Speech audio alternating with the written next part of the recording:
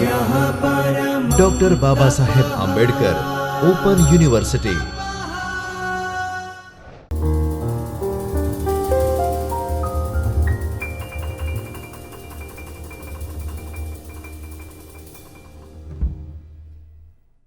નમસ્તે. Doctor Baba Saheb Ambedkar open university Jyotirmay પરિસર ખાતેના ચૈતન્ય સ્ટુડિયોમાંથી હું આસિસ્ટન્ટ પ્રોફેસર આશના ત્રેહાન આપનું સ્વાગત કરું છું. આજે આપણે એમકોમ સેમિસ્ટર 1ના એક વિષય જે ભારતીય આર્થિક નીતિ કે જેમાં આપણા જે એકમ છે બેન્કિંગ અને નોન બેન્કિંગ સંસ્થાઓના વિશે માહિતી મેળવશું. આગળના લેક્ચરમાં આપણે આ વિષયના જે ઘણા બધા ટોપિક્સ છે એ કવર કર્યા હતા. આજનો લેક્ચર પણ એને કન્ટિન્યુએશનમાં છે. તો ચાલો આપણે રૂપરેખા જોઈએ અને આગળના ટોપિક્સ રિવાઇઝ કરીને આજનો લેક્ચર શરૂ કરીએ.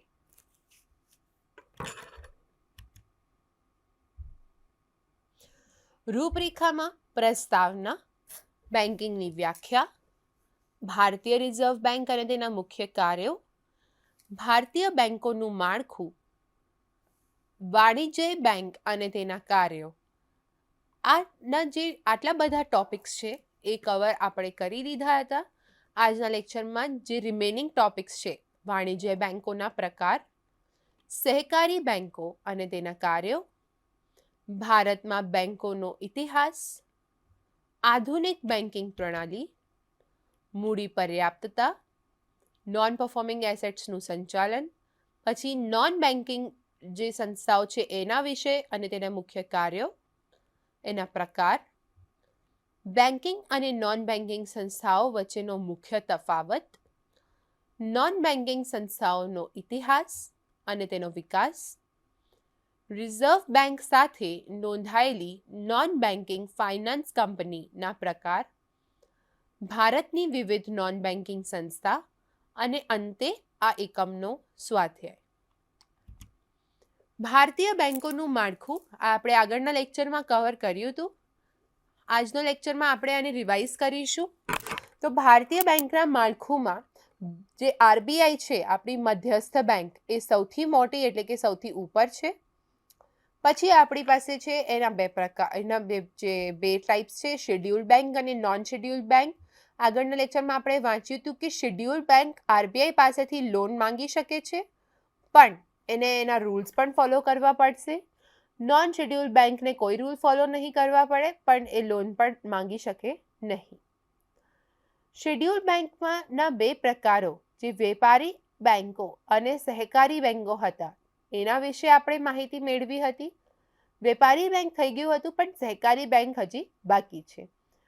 વેપારી બેંકના પણ મુખ્ય કાર્યો જ થયા હતા અને એના જે પ્રકારો છે જાહેર ક્ષેત્રની બેંકો, ખાનગી ક્ષેત્રની બેંકો, પ્રાદેશિક ગ્રામીણ બેંક, વિદેશી બેંકો. તો આ બધી જ જે પ્રકારો છે એના વિશે માહિતી મેળવી આજના લેક્ચરમાં આપણે એને ભણીશું.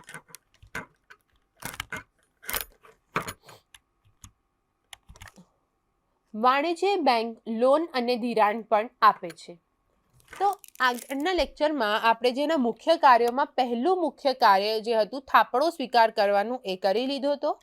આજના લેક્ચરમાં હવે આપણે શરૂ કરીશું વાણિજ્ય બેંકો લોન અને ધિરાણ પણ આપે છે એ જે મુખ્ય કાર્ય છે લોન આપવાનો એ. વાણિજ્ય બેંકોનું બીજું મોટું કાર્ય વેપારીઓ અને ઉદ્યોગપતિઓ અને સાહસિક ઉદ્યમીઓને લોન અને ધિરાણ આપવાનું છે. આ કાર્યથી બેંક વ્યાજ પણ કમાય છે. આ વ્યાજ બેંકોની આવકનો મહત્વનો સ્ત્રોત છે. તો જ્યારે આપણે બેંકમાં ડિપોઝિટ અકાઉન્ટ ઓપન કરાવીએ છીએ, સેવિંગ્સ ડિપોઝિટ અકાઉન્ટ, તો એ શું થાય, એના પર જે વ્યાજ આપવાનું થાય છે એ બેંક માટે ખર્ચ છે. પણ જ્યારે બેંક આપણને લોન આપે અને વ્યાજ કોણ ભરશે? હવે તો આપણે વ્યાજ ભરીશું. તો હવે બેંક માટે શું બની જાય? બેંકની આવક બની જાય. આ કાર્યથી બેંક વ્યાજ પણ કમાય છે અને આ વ્યાજ બેંકનો આવકનો મહત્વનો સ્ત્રોત છે. બેંક થાપણોમાંથી અમુક હિસ્સો પોતાના માટે અનામત રાખી બાકીની રકમ રોકડ ધિરાણ, ટૂંકા ગાળાની લોન અને ઓવરડ્રાફ્ટ રૂપમાં આપે છે. બધી જ તો અમાઉન્ટ નથી આપી શકે, કારણ કે કોઈ ઇન્વેસ્ટર કાલે જાગ્યું કે મારા પૈસા મને આપો, ચેકથી વિડ્રો કરવા માંગે, તો હવે બેંક શું કરશે? એટલે બેંક થોડુંક અમાઉન્ટ જે આપણી પોતાની પાસે રાખે અને બાકીનો અમાઉન્ટ લોન તરીકે આપી દે છે. વાણિજ્ય બેંક દ્વારા વ્યક્તિગત લોન પણ આપવામાં આવે છે. વ્યક્તિગત લોન એટલે કે પર્સનલ લોન. ઓવરડ્રાફ્ટ સુવિધાના કિસ્સામાં ખાતાધારકોને બેંકમાં જમા કરાયેલ રકમ કરતાં વધુ રકમ ઉપાડવાની છૂટ આપવામાં આવે. આપણે લાસ્ટ લેક્ચરમાં ભણ્યું હતું કે કરંટ અકાઉન્ટ હોલ્ડર્સને ઓવરડ્રાફ્ટની ફેસિલિટી આપવામાં આવે છે. તો ઓવરડ્રાફ્ટ છે શું? તમારા અકાઉન્ટમાં જો 50,000 રૂપિયા હોય તો પણ બેંક તમને 17,000 રૂપિયા વિડ્રો કરવાની પરમિશન આપશે. તો 20,000 શું થઈ ગયા? તમારા ઓવરડ્રાફ્ટ થઈ ગયા. અને મફતમાં નહીં આપે બેંક, એના પર પણ ઇન્ટરેસ્ટ ચાર્જ તો કરશે જ. પરંતુ અહીં સુવિધા લેનાર વ્યક્તિને આ વધારાના ઉપાડ પર વ્યાજ ચૂકવવું પડે છે. બેંક ધિરાણનું બીજું મહત્વનું સ્વરૂપ વિનિમય બિલોમાં વ્યવહાર કરવાનું છે. તમે જે 11-12માં વાંચ્યા હતા બિલ્સ ના વિશે, બિલ્સ ઓફ એક્સચેન્જ, તો બિલ સ્વીકાર કરવો કે બિલ ડ્રો કરવો, બધા. તો બેંક ડિસ્કાઉન્ટ કરે છે બિલ્સને, એની પર પણ જે ધિરાણ કરે છે. થોડુંક લઈ લઈએ આપણે રિવિઝન. તો ધિરાણ એટલે શું થાય? સોરી, બિલ ડિસ્કાઉન્ટ એટલે શું થાય?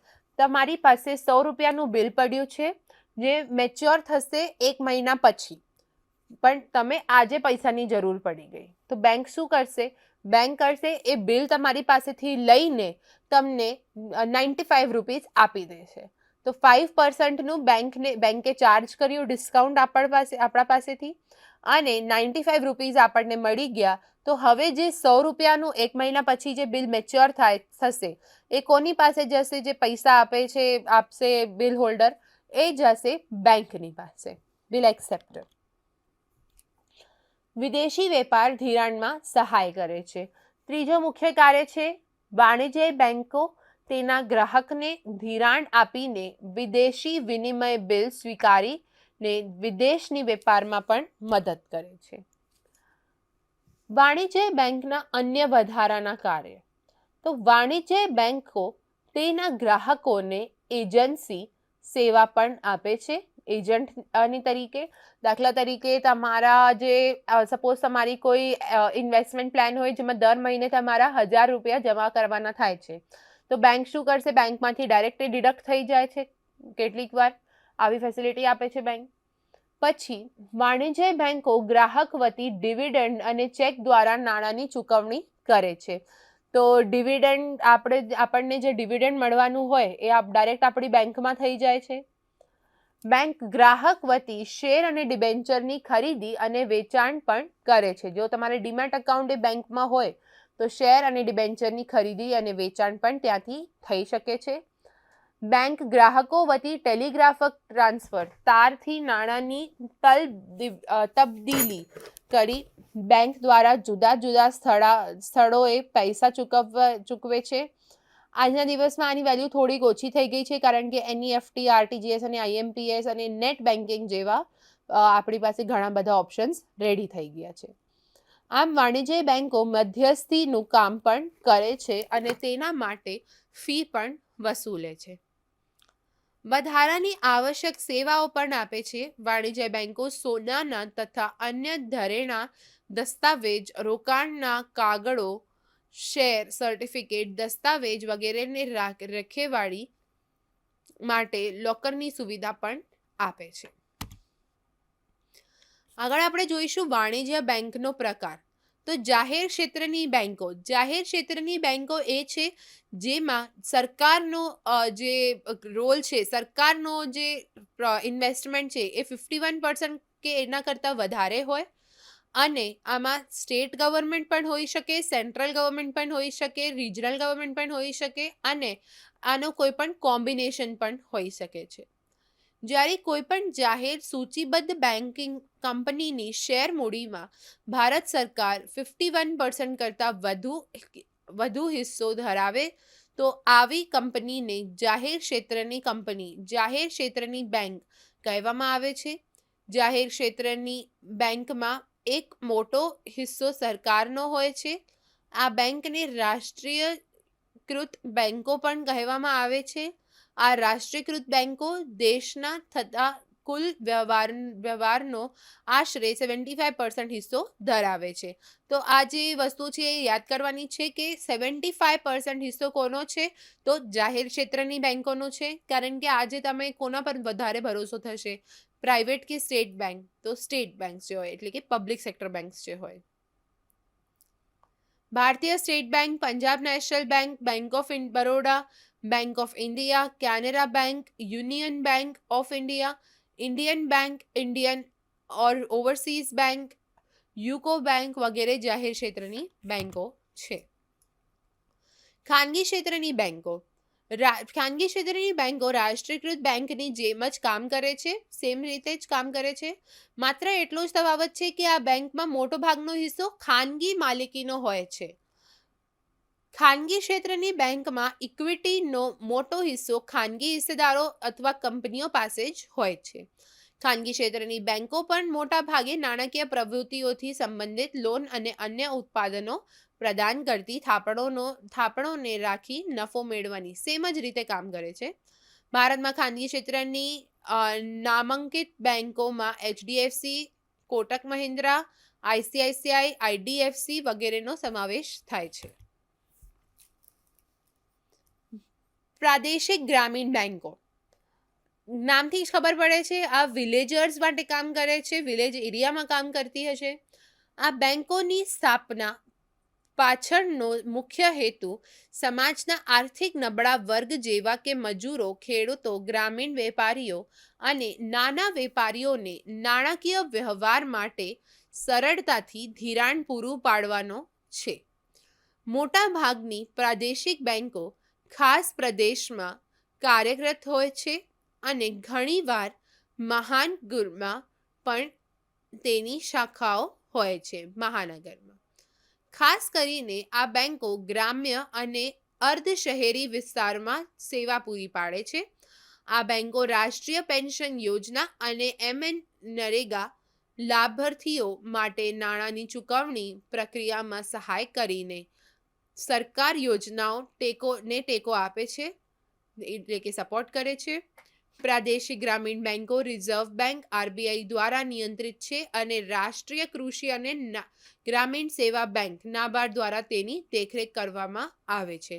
રાષ્ટ્રીયકૃત બેંકોની દેશભરમાં શાખાઓ છે, જ્યારે કે પ્રાદેશિક ગ્રામીણ બેંકો રાજ્યના ચોક્કસ ક્ષેત્રમાં તે આરક્ષિત છે.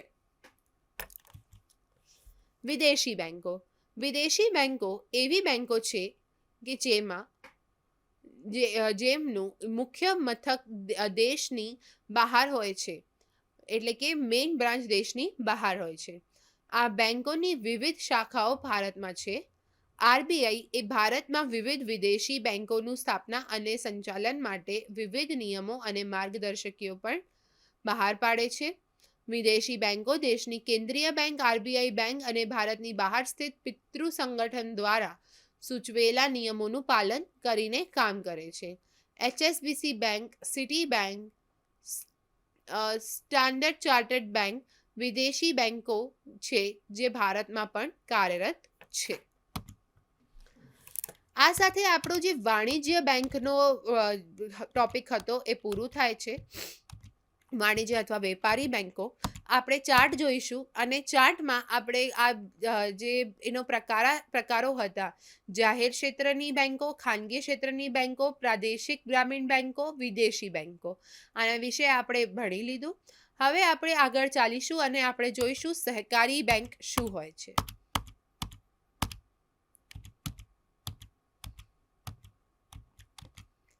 સહકારી બેંકો. સહકારી બેંકો એવી નાણાકીય સંસ્થા છે કે જેની રચના તેના સભ્યોથી થાય છે. આ સભ્યો એક જ સમય બેંકના માલિકો અને ગ્રાહકો છે.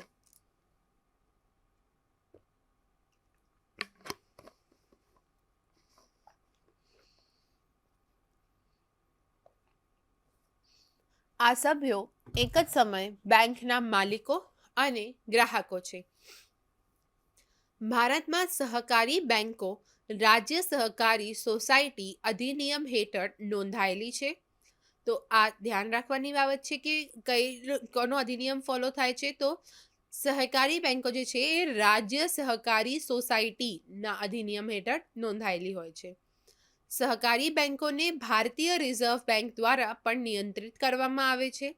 સહકારી બેંકો સામાન્ય રીતે એક વ્યક્તિ એક મતના સહકારી સિદ્ધાંત અનુસાર સમાન મતદાનના અધિકારના પ્રમાણે કાર્યરત હોય છે. જેમ કે કોઓપરેટિવ સોસાયટી હોય છે સેમ જ રીતે સહકારી બેંકો હોય છે. તો 1 વોટ 1 મેમ્બર. સહકારી બેંકો ગ્રામ્ય વિસ્તારમાં નાણાંની વ્યવસ્થા માટે ખૂબ જ અગત્યનો ભાગ ભજવે છે. સહકારી બેંકો ગ્રામીણ વિસ્તારમાં લોકોને ઓછા દરે નાણાં ધીરે છે. સહકારી બેંકો થાપણો પર વધુ વ્યાજ આપે છે. સહકારી બેંકોએ ખાનગી નાણાં દેનારોને વર્ચસ્વને દૂર કરીને મધ્યમ વ્યાજ દરે સામાન્ય વ્યક્તિને ધિરાણ આપવાનું લક્ષ્ય રાખ્યું છે. સહકારી બેંકો ભારતીય બેન્કિંગના માળખાનો ખૂબ જ જૂનો અને અગત્યનો હિસ્સો છે. સહકારી બેંકના પણ મુખ્ય કાર્યોના વિશે આપણે જાણીશું.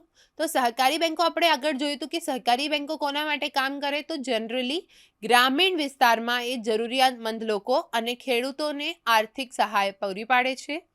સહકારી બેંકો ગ્રામીણ અને અર્ધ શહેરી તથા શહેરી લોકો માટે નાના પાયે ઉદ્યોગ અને સ્વરોજગાર આધારિત પ્રવૃત્તિઓમાં રોકાયેલી લોકો માટે વ્યક્તિગત આર્થિક સેવાઓ પ્રદાન કરે છે. Personal finance facilities.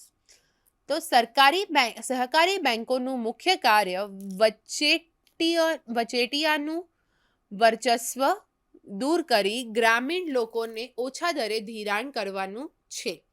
સહકારી બેંકો ગ્રામીણ ઉદ્યોગને ધિરાણ આપીને દેશના વિકાસમાં અગત્યનો ભાગ ભજવે છે. એવા ગ્રામ્ય વિસ્તારો જ્યાં બેન્કિંગ સેવાઓનો અભાવ હોય ત્યાં સહકારી બેંકો નાણાકીય સેવાઓ પ્રદાન કરીને ગ્રામ વિસ્તારોમાં લોકોની આર્થિક પરિસ્થિતિને અનુસારે સુધારી તેને સ્થિર કરવાનો અગત્યનો ભાગ ભજવે છે. ભારતમાં બેન્કિંગનો જે ઇતિહાસ છે એ 3 તબક્કામાં વર્ગીકૃત છે. તો 1947 પહેલાનો તબક્કો, બીજો તબક્કો જે છે 1947 થી 1991નો અને ત્રીજો તબક્કો આપણો 1991 અને ત્યારબાદ 1991માં આપણી જે ક્રાંતિ આવી હતી, અર્થશાસ્ત્રીય ક્રાંતિ આવી હતી, એટલે આપણે જો ઇકોનોમિક રિફોર્મ્સ આવ્યા હતા એના બાદનો જે સ્ટ્રક્ચર ઇતિહાસ છે એને ત્રીજા તબક્કામાં ડિવાઈડ કરવામાં આવે છે. તો 1947 પહેલાનો તબક્કો એટલે કે સ્વતંત્રતા પહેલાનો તબક્કો. તો એમાં ઘણી જ મહત્વની ઘટનાઓ બની હતી. ભારતમાં બેન્કિંગની શરૂઆત 1770માં બેંક ઓફ હિન્દુસ્તાનની સ્થાપનાથી થઈ હતી, પરંતુ આ બેંક 1832 સુધીમાં બંધ થઈ. 18મી સદીના છેલ્લા દાયકામાં બોમ્બે અને કોલકાતા એક્સચેન્જ એજન્સી ગ્રાહકો નખાયા. 19મી સદીમાં બ્રિટિશ ઈસ્ટ ઇન્ડિયા કંપનીના સનદ હેઠળ 3 બેંકો bank of Bengal, bank of Bombay અને બેંક ઓફ મદ્રાસનું વિલીનીકરણ થયું હતું અને ઇમ્પિરિયલ બેંક ઓફ ઇન્ડિયા એટલે કે આપણું જે નામની નવી બેંકની રચના થઈ હતી. ઇમ્પિરિયલ બેંકનું ત્યારબાદ શું બન્યું હતું? આજની જે સ્ટેટ બેંક ઓફ ઇન્ડિયા છે નામ આપવામાં આવ્યું હતું. તો આ હતા આપણા જે 1947ના પહેલાનો ઇતિહાસ. હવે એક વાત જોવાની હતી. હિલ્ટન યંગ કમિશનની ભલામણ બાદ 1935માં ભારતીય રિઝર્વ બેંકની સ્થાપના કરવામાં આવી.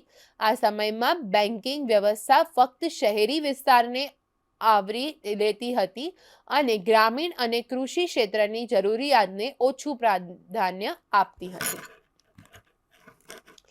બીજો તબક્કો 1947 થી 1991. અર્થતંત્રમાં સારા વિકાસ માટે ભારત સરકારે 1949માં ભારતીય રિઝર્વ બેંકનો રાષ્ટ્રીયકૃત કરી આ સમયગાળા દરમિયાન બેન્કિંગ અધિનિયમ ધારો પસાર કરવામાં આવ્યો. 1965માં ભારત સરકારે 14 મોટી બેંક જેમની રાષ્ટ્રીય સ્થાપનો 50 કરોડથી કરતાં વધુ હતી તેમનું રાષ્ટ્રીયકરણ કર્યું. ત્યારબાદ ભારતીય બેન્કિંગ પ્રણાલીમાં ઘણા વિકાસ થયા, પરંતુ સેમ જ રીતે જે આપણે આગળ જોયું હતું કે જે વિલેજ વાળી એરિયા હતી એના પર વધારે ધ્યાન આપવામાં આવતું ન હતું. 1975માં પછી રિજનલ રૂરલ બેંક પ્રાદેશિક ગ્રામીણ બેંકોની સ્થાપના કરવામાં આવી આ હેતુને માથે લઈને. 1980માં વધુ 6 bank Andhra bank corporation bank, હવે આ બેંકોની લિસ્ટ છે જે આપેલી છે, અને ક્ષેત્રની ધિરાણને વધારાની 40% કરવામાં આવ્યું હતું. ત્રીજો તબક્કો એટલે 1991 પછીથી લઈને આજ સુધીનો વર્ષથી ભારતીય અર્થવ્યવસ્થામાં નોંધપાત્ર પરિવર્તન આવ્યું. સરકારે વિદેશી અને ખાનગી રોકાણકારોને ભારતમાં રોકાણ માટે આમંત્રણ આપ્યું, કારણ કે ગ્લોબલાઇઝેશન થયું હતું. તેના લીધે બેન્કિંગ ક્ષેત્રમાં ખાનગી સંસ્થાઓ પ્રવેશ થયો. રિઝર્વ બેંક 10 ખાનગી બેંકોને લાયસન્સ આપ્યું, જેમાં આપણી એક્સિસ બેંક, HDFC બેંક અને આ બધી બેંકોની લિસ્ટ છે. પછી આપણી ધીમે ધીમે કરીને જે વધારે આપણી જે ખાનગી છે અને વિદેશી બેંકો છે એને પરમિશન આપી. આધુનિક બેન્કિંગ પ્રણાલી. તો દેશમાં આધુનિક ટેકનોલોજીના આગમન સાથે બેન્કિંગ સેવાઓમાં પણ ઘણું પરિવર્તન આવ્યું છે. બેન્કિંગ પદ્ધતિમાં આધુનિક વલણો જેવા કે IMPS આગળ વાત કરી હતી, RTGS, NEFT, online banking, banking, mobile બેન્કિંગના લીધે બેંકના વ્યવહારો સરળ અને ઝડપી બની ગયા. તેના લીધે બેન્કિંગ પ્રક્રિયાઓનો ખર્ચ ઓછો થયો છે અને આવકમાં વધારો થયો છે. ગમે ત્યાં અને ગમે ત્યારે બેન્કિંગ ના લીધે બેન્કિંગ સેવાઓ સરળ, સુવ્યવસ્થિત અને આરામદાયક બની ગઈ છે. આજે આપણે જોઈએ તો બધાના મોબાઈલમાં એક બેન્કિંગનો એપ્લિકેશન હશે જ. તો હવે તમે ઘેર બેઠીને અથવા ક્યાંય પણ બેસીને તમે શું કરી શકો, તમે બેન્કિંગ ફેસિલિટીઝનો ઉપયોગ કરી શકો છો. મૂડી પર્યાપ્તતાના વિશે આપેલું છે. તો 1971માં ગોલ્ડ સ્ટાન્ડર્ડ પતન બાદ અને 1973માં આપણો જે સ્મિથસોનિયન વ્યવસ્થાના પતન પછી ઘણી બેંકોને એ ચિંતા થવા લાગી છે કે આંતરરાષ્ટ્રીય હાજરીવાળી બેંકો પાસે પડતા પ્રમાણમાં મૂડી નથી. આ સમયગાળામાં ભારતમાં પણ આંતરરાષ્ટ્રીય નાણાકીય પ્રણાલી ઉડાણપૂર્વક સંકલિત થઈ ગઈ હતી. આ એક એવું સંકટ હતું કે જે બધા દેશોને અસર કરી શકતું હતું. આ સમસ્યાનો ઉકેલ માટે અગ્રણી G10 રાષ્ટ્રોની મધ્યસ્થી બેંકોએ નિષ્ણાતોની સમિતિ બનાવી. આ સમિતિના રચના બેંકોના વ્યવહારોની દેખરેખ કરવા માટે આ સમિતિને બેસલ સમિતિ એટલે કે બેસલ કમિટી તરીકે ઓળખવામાં આવ્યું. હવે આ સમિતિની ભલામણો મુજબ બેસલના ધારણો BIS બેંક ફોર ઇન્ટરનેશનલ સેટલમેન્ટના સમર્થન આવ્યા. ઓકે, તો આ હતા આપણા જે બેન્કિંગ સંસ્થાઓ હતી એના વિશેના જે બધા ટોપિક્સ હતા. હવે આપણે ભણીશું નોન બેન્કિંગ સંસ્થાઓના વિશે. નોન બેન્કિંગ સંસ્થાઓ એ પણ એ જ કામ કરે છે, મોસ્ટલી જે ફાઇનાન્સનો જે ઇકોનોમીમાં રોટેશન છે એનું કામ કરે છે, પણ થોડીક જુદી રીતે. તો નોન બેન્કિંગ સંસ્થાઓ એવી કંપનીઓને સંદર્ભિત કરે છે જે નાણાકીય સેવાઓ પ્રદાન કરે છે પરંતુ બેન્કિંગ લાયસન્સ ધરાવતી નથી. આ સંસ્થાઓ થાપણો સ્વીકારી શકતી નથી. ધ્યાન રાખજો, આ થાપણોનું સ્વીકાર કરી શકતી નથી. વીમા કંપની, દલાલ કંપનીઓ, બ્રોકરેજ કંપનીઓ અને સૂક્ષ્મ ધિરાણ નાની રકમની લોન આપતી કંપનીઓ નોન બેન્કિંગ સંસ્થાઓ છે. એક્ઝામ્પલ્સ છે બજાજ ફાઇનાન્સ, મહિન્દ્રા અને મહિન્દ્રા જે ગોલ્ડ લોન એવું બધું આપે, financial service limited, Muthoot finance limited, Indian railway finance વગેરે નોન બેન્કિંગ સંસ્થાઓના દાખલા છે. મુખ્ય કાર્યો શું છે? તો ભાડે ખરીદી સેવાઓ. ભાડે ખરીદી સેવાઓ એ એક એવા માર્ગ છે જેના દ્વારા વેચનાર માલનું માલિકી પણ હસ્તાંતરિત કાર્ય વગર ખરીદનારાને માલ પહોંચાડે છે. છૂટક ધિરાણ નોન બેન્કિંગ કંપનીઓ જે તે કંપનીના શેર, સોના, મિલકત વગેરેને સામે લોન આપીને ટૂંકા ગાળાનો ભંડોળ પ્રદાન કરે છે.